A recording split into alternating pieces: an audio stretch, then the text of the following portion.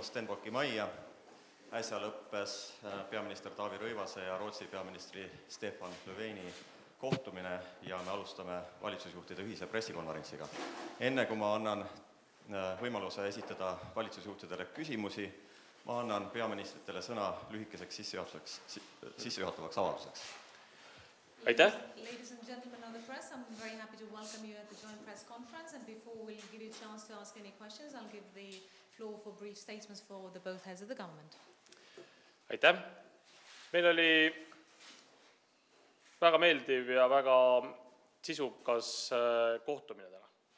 Ja ma ilmselt ei räägi välja suurt saladust, kui ma ütlen, et viimase 2 nädala jooksul oleme tegelikult juba 3. korda peaminister Löfveniga koos. So thank you very much. We had a very pleasant and very constructive meeting, and I suppose I'm not revealing a big secret to tell you that this is already 3rd time in 2 weeks that I'm meeting with the Prime Minister. Aga täna oli esimene ametlik kahepoolne kohtumine, kus meil oli siis võimalik arutada kõige olulisemaid teemasid ja need 3 teemat, mida ma esile tõstaks, on meie regiooni julgeolek, majanduskoostöö ja Eesti ja Rootsi seisukohad Euroopa Liidu poliitikas. Sealhulgas juba homme sõidame mõlemad ülemkogule ja loomulikult arutasime ka seda, et millised on Eesti ja Rootsi seisukohad homme-ülehomme toimuval ülemkogul. So today we had actually the first official bilateral meeting here, and so we had some very important points to discuss. And amongst them were the security of the region here, the Baltic Sea. Second point was the point of economic cooperation. And the third was the position of Estonia and Sweden when it comes to the European Union policies. And as we're both leaving for Brussels to attend the summit, so we also discussed what are our positions as to the European Union policies. Ja mul on hea meel öelda, et Eesti ja Rootsi seisukohad julgeolekupoliitiliselt on traditsiooniliselt olnud ja on ka praegu väga sarnased. Ja me näeme väga sarnaselt ka neid ohte, mis meie piirkonda või kogu Euroopat, ma kasutaks sõna kambitsevad. So I'm also very pleased to state that our positions are traditionally similar and are currently similar as well when it comes to the issues of security policy. We also see the same way all the threats we have in this region and when it comes to the entire European Union, and we can see what are the issues which might be hampering us. Ja majanduskoostöös ei ole vist suur saladus, kui ma ütlen, et Rootsi on kõige olulisem välisinvestor Eesti jaoks. 26,5% esimesel poolaastal tehtud välisinvesteeringutest Eestisse tulid Rootsist ja see on Eesti jaoks suur asi.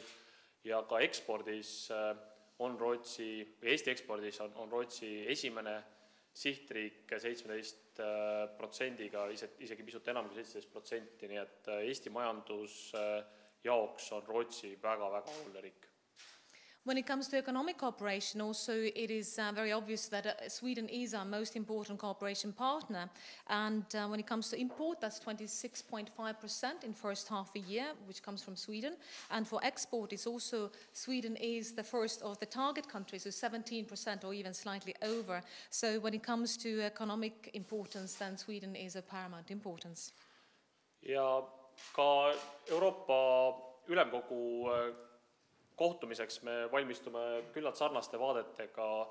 Nii Eesti kui Rootsi on mõlemad seda meelt, et Euroopa kliimapoliitika peab olema ambitsioonikas. Me loodame, et me jõuame ülemkogus kokkulepeteni ja mul oli hea võimalus tutvustada ka peaminister Löfvenile Eesti konkreetselt riiklikku huvi ja plaani, kuidas põlevkivitööstust ühelt poolt muuta tasuvamaks, aga teiselt poolt ka oluliselt keskkonna sõbralikumaks, tootes põlevkivist elektri kõrval ka järjest rohkem õli ja oli hea võimalus ka seda tutvustada. Nii et me loodame Eesti poolt, et Euroopa Liidu kliimapoliitika on ambitsioonikas, aga arvestab ka sellega, et Eesti põlevkivisektori konkurentsivõime säilib ja isegi kasvab. Now, when it comes to the preparations for the summit in Brussels, then we also discussed our views, which are rather similar. So an important point is, of course, the EU climate policy, and hopefully the summit comes to an agreement on that point as well.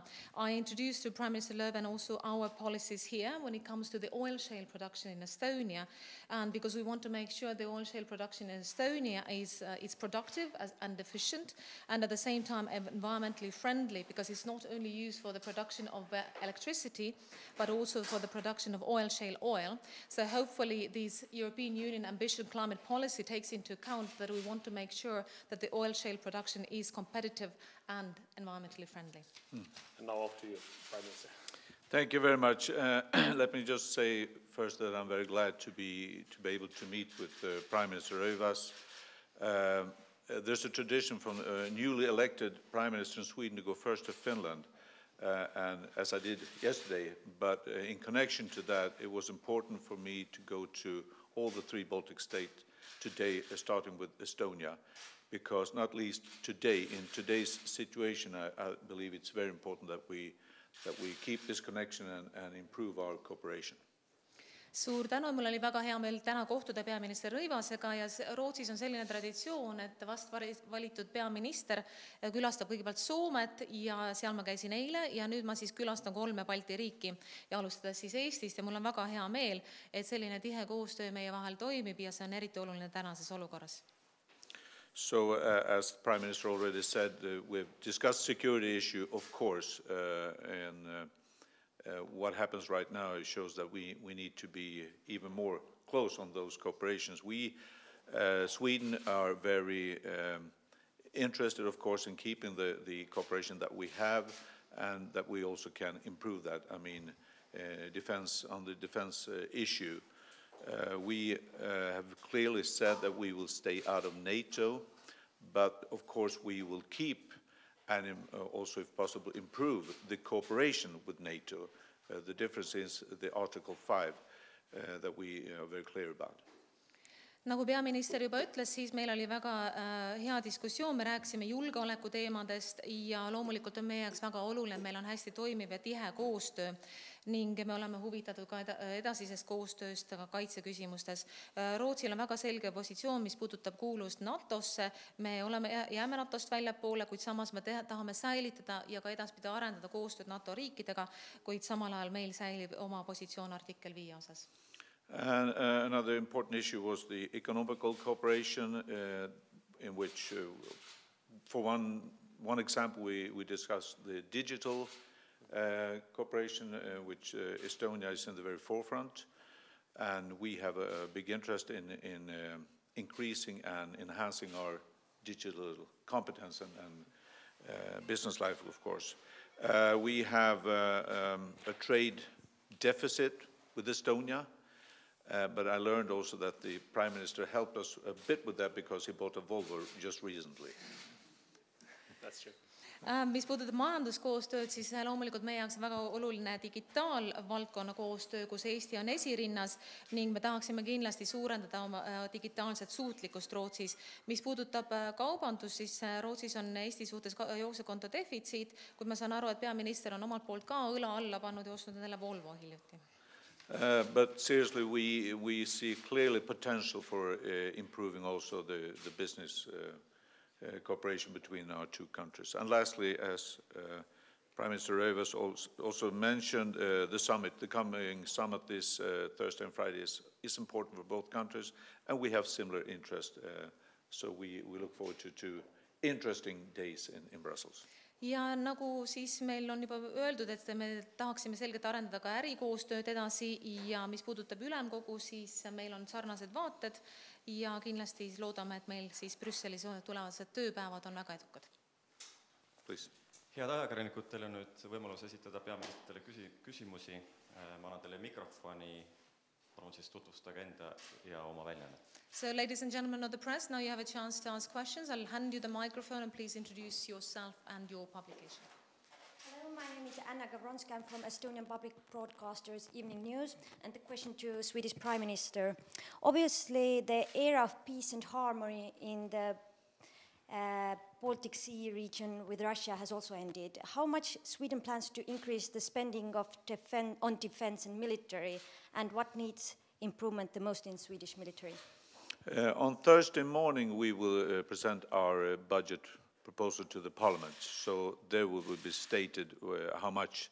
But we agree on a broad basis between many parties in Sweden, in the Swedish Parliament, that we need to increase our capacity, meaning also that we need to put more resources into the defense. So, but in the budget on Thursday morning, we'll see the figures. But what areas need to... We have some strategic areas where we see clearly that we need to stay strong. One is aircraft, fighter aircraft.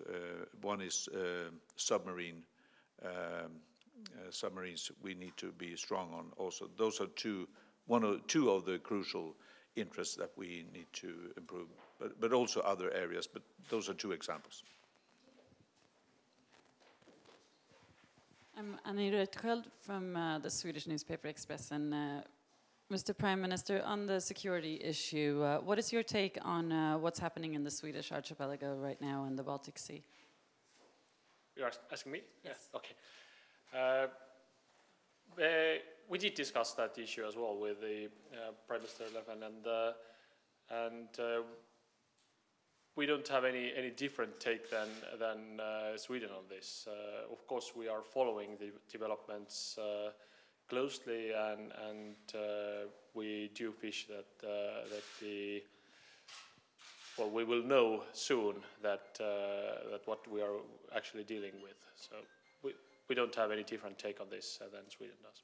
What is your view on the Russian aggression the last year? Well, the aggression, you mean in Ukraine or Russia? Yes, and in the area around Baltic Sea. Well, I have been saying it out loud for various occasions that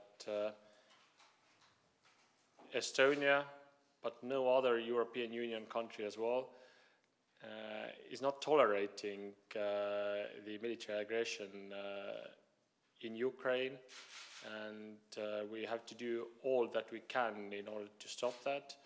We have a similar take with Sweden and all other European countries in terms of economic sanctions that have to be in place in order to make the aggression costly for the aggressor.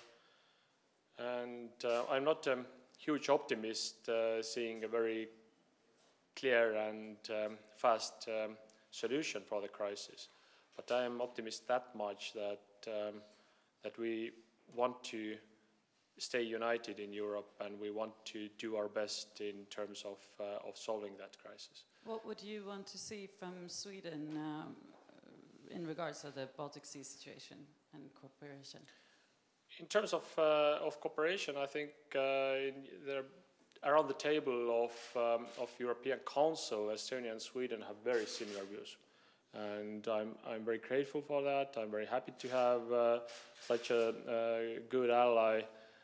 And in terms of direct defense cooperation, there are several things ongoing and several things that we discussed that we might consider as new things. A couple of things that we have already with Sweden are, for example, Baltefcol. We have also cooperation in cyber. There are several things that we practice together in several fields. But we did discuss future cooperation as well. So there are certainly possibilities for that. Just one question for Stefan Löfven, also in Swedish.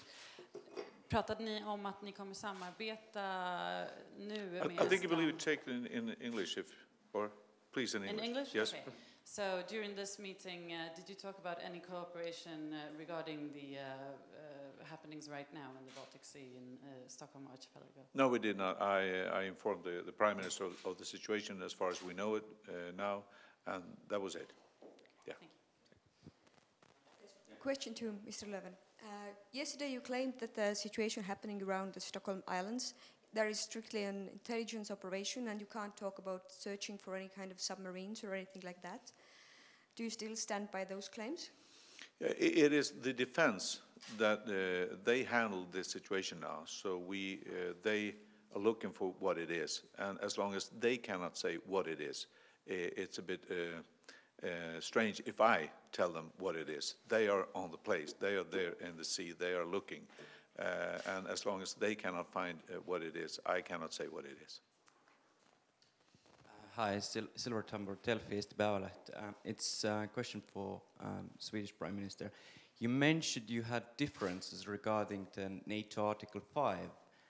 What are those differences? And in case of attack against Estonia from Russia, what we have differences. We have an agreement. I mean, we agree upon the different positions. We are not a member of NATO.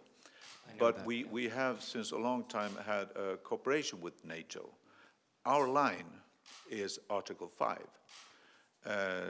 That we have been clear on for many years. So we will keep the cooperation with NATO. It might develop as well, but we will not seek for the membership in NATO, and so the line is clear on the Swedish behalf. Do you have do you have a plan in place in case Estonia was attacked by, for example, Russia? Excuse me? If Estonia was attacked by Russia. It's a hypothetical it's a question. Hypothetical question. Hypothetical. Highly theoretical question. Highly yes. theoretical. So, no. That's why I said if. Yeah, but it's too much an if.